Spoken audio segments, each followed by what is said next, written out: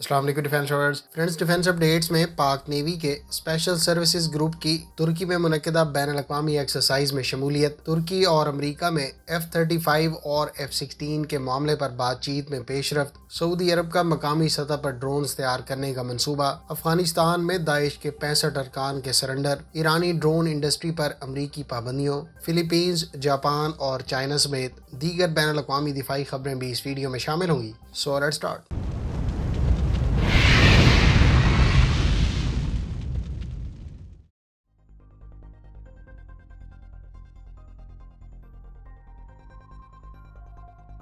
Saudi अरब की general authority बराए military industries ने इतवार के रोज सऊदी मिलिट्री इंडस्ट्रीज कंपनी के साथ मुहाफिज नामी ड्रोन तैयार करने के मुआहदे पर दस्तखत किए हैं। इस मुआहदे का मकसद ड्रोन टेक्नोलॉजी की तरक्की के जरिए इलाकाई और बैनुल-अक़वामी सतह पर एक अहम तकनीकी जिद्दत पैदा करना, बगैर पायलट हवाई जहाज के निज़ाम की तैयारी और इसे मकामी सनत के तौर पर अपनाना है। सऊदी मिलिट्री इंडस्ट्रीज कंपनी ने शहजादा सुल्तान centre for defence studies and research के साथ भी ड्रोन्स की तैयारी पर काम करने के लिए एक मुआहदे पर दस्तखत किए। इस मरकज में कई तहकीकी और तरक्याती मंसूबों के नताइज में से ड्रोन टेक्नोलॉजी पर काम करना एक है। सऊदी अरब इस प्रोग्राम के तहत मकामी सतह पर अपने ड्रोन्स तैयार करने का ख्वाहिशमंद है।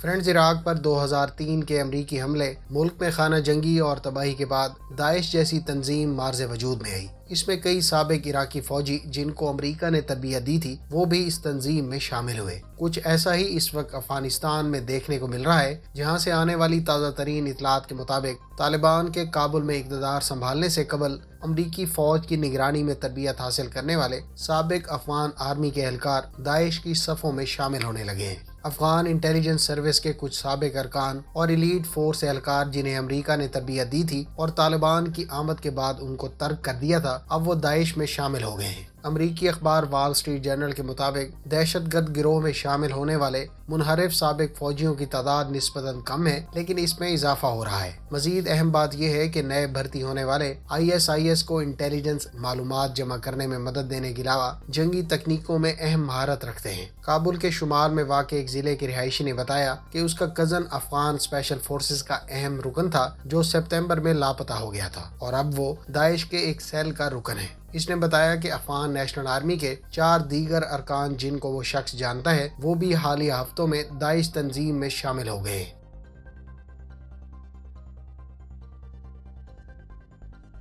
पाक बहरिया ने 8वीं मल्टी नेशनल एक्सरसाइज नुसरत 2021 में शिरकत की। इस एक्सरसाइज का इनेकाद तुर्की में हुआ। पाक बहरिया की धमाका खेज मवाद को नकारा बनाने वाली टीम ने इस एक्सरसाइज में मुख्तलिफ ममालिक की टीमों के साथ शिरकत की। नुसरत 2021 में Azerbaijan, Bangladesh, Belgium, Bulgaria, Germany, Iraq, Libya, अमान, साउथ कोरिया, रोमानिया और तंजानिया की टीमों ने हिस्सा लिया। नेटो की माइन काउंटर मेयर ग्रुप और नेटो के centre for maritime research and experimentation के नुमाइंदों ने भी इस एक्सरसाइज में हिस्सा लिया। इस एक्सरसाइज का इनेकाद खसूसन स्पेशल ऑपरेशन फोर्सेस के दायरा कार में पेशावराना महारत के तबादले को मुमकिन बनाने के लिए किया गया है। बैनुल-अक़वामी एक्सरसाइज में अस्करी हरबे बशमूल ज़ेरे आब धमाका खेज मवाद को नकारा बनाने के ऑपरेशन और समंदर में माइन काउंटर मेयर ऑपरेशन शामिल थे।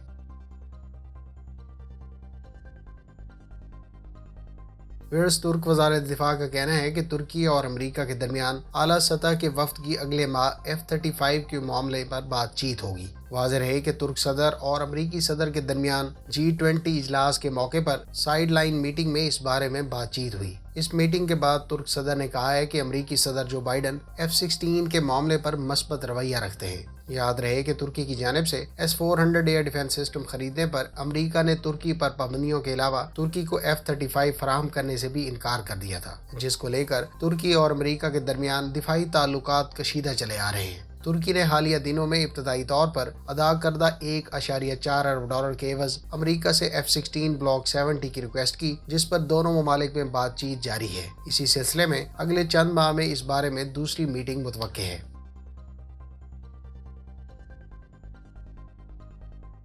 فرینڈز، افغان طالبان نے افغانستان کے ننگرہار صوبے میں ہتھیار ڈالنے والے دہشت گرد تنظیم داعش کے 65 کارندوں کو معافی دے دی ہے۔ ننگرہار صوبے کے عہدیداروں کا کہنا ہے کہ داعش کے 65 ارکان نے کوٹ باٹ کوٹ تحصیلوں میں قبائلی سرداروں کی ثالثی میں خفیہ سروس کے سامنے ہتھیار ڈال دیے۔ حکام کا کہنا ہے کہ شرمندگی اور مستقبل میں کسی گروہ کے ساتھ نہ ملنے کا اظہار کرنے والے تنظیم کے ارکان کو معاف کر دیا گیا ہے اور ان کے دوبارہ سے ہتھیار پکڑنے پر انہیں سخت ترین سزا دی جائے گی۔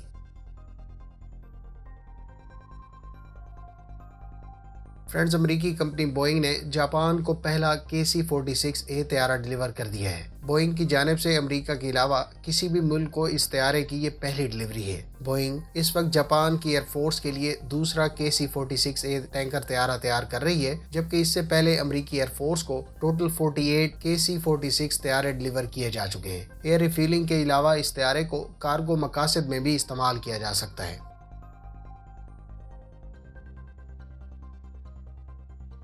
نارویجین نیوی کے لیے Kongsberg Defence and Aerospace industry Norway کو $170 ملین کا نیول اسٹرائک میزائل کا کانٹریکٹ اوارڈ کیا گیا ہے۔ یہ میزائل نارویجین نیوی کی کارویٹس اور فریگیٹس پر نصب کیا جائے گا۔ NSM یعنی نیول اسٹرائک میزائل کے بارے میں کہا گیا ہے کہ یہ 5th جنریشن میزائل ہے اور لو ریڈار سگنیچر رکھتا ہے۔ اس میزائل کی رینج 185 کلومیٹر اور سپیڈ سب سونک بتائی گئی ہے۔ NSM ملائیشیا، US اور جرمن نیوی کے بھی زیر استعمال ہے۔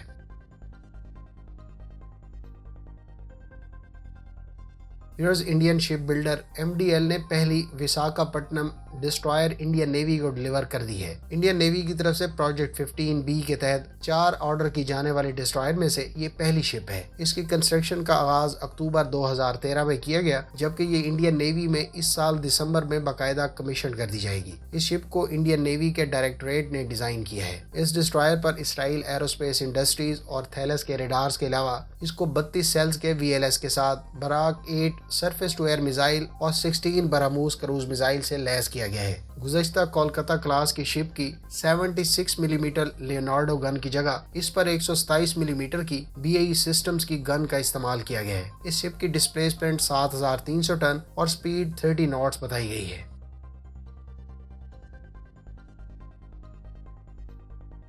چین کے دوسرے 5th جنریشن لیکن پہلے کیریئر بورن FC-31 کی فرسٹ فلائٹ گزشتہ دنوں کنڈکٹ کی گئی۔ اس پروٹوٹائپ ورژن کو بلو گرین کلر میں دکھایا گیا ہے۔ گو کہ یہ ایئرکرافٹ پہلے سے پروٹوٹائپ فیز میں موجود FC-31 کی طرح ہی ہے، لیکن کیٹاپلٹ، لانچ بار اور فولڈڈ ونگ کو لے کر یہ بات وثوق سے کی جا سکتی ہے کہ اس کو خاص طور پر چائنیز نیوی کے ایئرکرافٹ کیریئر کے لیے تیار کیا گیا ہے۔ آنے والے چند سالوں میں اس کو باقاعدہ سروس میں جب شامل کیا جائے گا تو یہ چائنیز نیوی کا پہلا اسٹیلتھ طیارہ ہوگا۔ نئے کیریئر بیسڈ FC-31 کے ورژن کو اطلاعات کے مطابق J-35 کا نام دیا گیا ہے۔ یاد رہے کہ اسی دوران ایک carrier borne KJ-600 early warning aircraft کی ٹیسٹنگ کی تصاویر بھی ریلیز کی گئی ہیں۔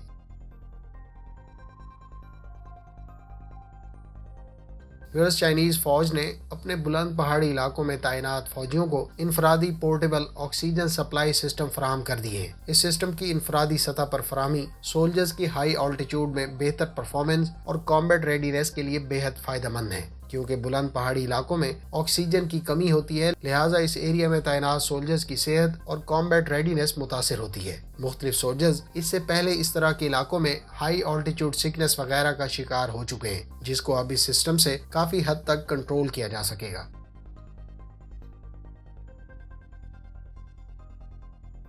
فلپینز کی نیوی نے اسرائیل سے حاصل کردہ اسپائک ایکسٹینڈڈ رینج میزائل کو کامیابی سے ٹیسٹ کیا ہے۔ ملک میں جاری نیول مشقوں کے دوران اسپائک میزائل کو ملٹی پرپز اسالٹ کرافٹ سے فائر کیا گیا اور اس میزائل نے 4 کلومیٹر دور ہدف کو کامیابی سے نشانہ بنایا۔ گو کہ یہ میزائل فلپینز نیوی کو 2018 میں ڈیلیور کیے گئے تھے، لیکن یہ اس میزائل کی پہلی لائیو فائرنگ ایکسرسائز تھی۔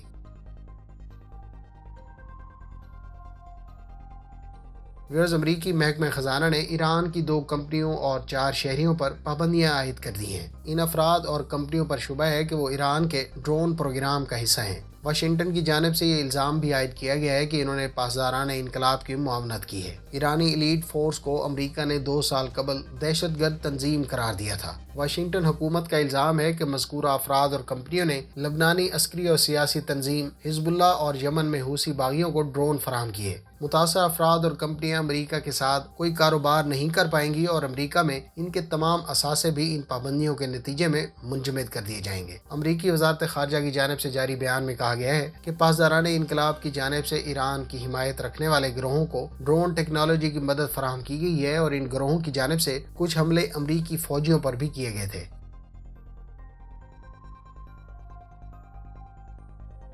فرینڈز، یہ تھیں آج کی ڈیفنس اپڈیٹس۔ امید ہے اس ویڈیو سے آپ کی معلومات میں اضافہ ہوگا۔ ملتے ہیں نیکسٹ ویڈیو کے ساتھ۔ اپنی دعاؤں میں یاد رکھیے گا۔ اللہ حافظ۔ پاکستان زندہ باد۔